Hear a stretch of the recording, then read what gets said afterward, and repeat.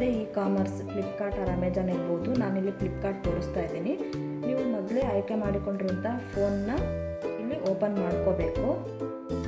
Open ಮಾಡಿಕೊಂಡು next ಎಲ್ಲ configuration ನೀವು ಮೊದಲೇ ಚೆಕ್ ಮಾಡಿಕೊಂಡು ಫೈನಲ್ ಆಗಿ ಒಂದು ಫೋನ್ ಸೆಲೆಕ್ಟ್ ಮಾಡಿಕೊಂಡು ಇಟ್ಕೊಂಡಿರಬೇಕು. ನೆಕ್ಸ್ಟು ನಿಮ್ಮ ಹಳೆ ಫೋನ್ನ ಇಲ್ಲಿ ನೀವು ಮಾರಾಟ ಮಾಡಬೇಕು ಅಂತ ಅಂದರೆ ಇಲ್ಲಿ ನಾನು ತೋರಿಸ್ತಾ ಇದ್ದೀನಿ. So which phone do you have ಅಂತ ಕೇಳ್ತಾ ಇದೆ. ಅದು ಕೇಳಿದಾಗ ನನ್ನ ಹಳೆ ಫೋನ್ ಬಂದುಬಿಟ್ಟು ರಿಯಲ್ಮಿ ಇದೆ. ರಿಯಲ್ಮಿ ಅಂತ ನಾನು ಇಲ್ಲಿ ಸರ್ಚ್ ಮಾಡ್ತಾ ಇದ್ದೀನಿ.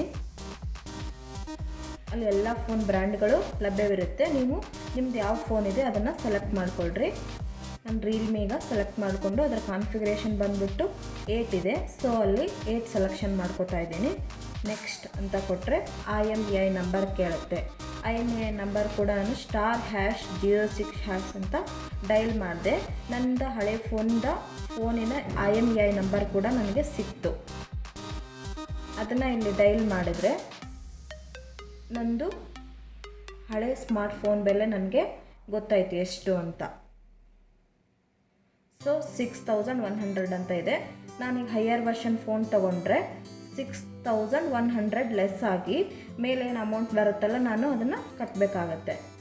ಸೊ ಈ ರೀತಿಯಾಗಿ ನೀವು ಸುಲಭ ರೀತಿಯಲ್ಲಿ ಹೊಸ ಫೋನ್ನ ನೀವು ಕೊಂಡ್ಕೊಳ್ಬಹುದು. ಹಾಗೆಯೇ ಮಾಹಿತಿ ಇಷ್ಟವಾದಲ್ಲಿ ಲೈಕ್ ಮಾಡಿರಿ, ಕಾಮೆಂಟ್ ಮೂಲಕ ತಿಳಿಸಿ, ಸಬ್ಸ್ಕ್ರೈಬ್ ಮಾಡಿ. Thank you.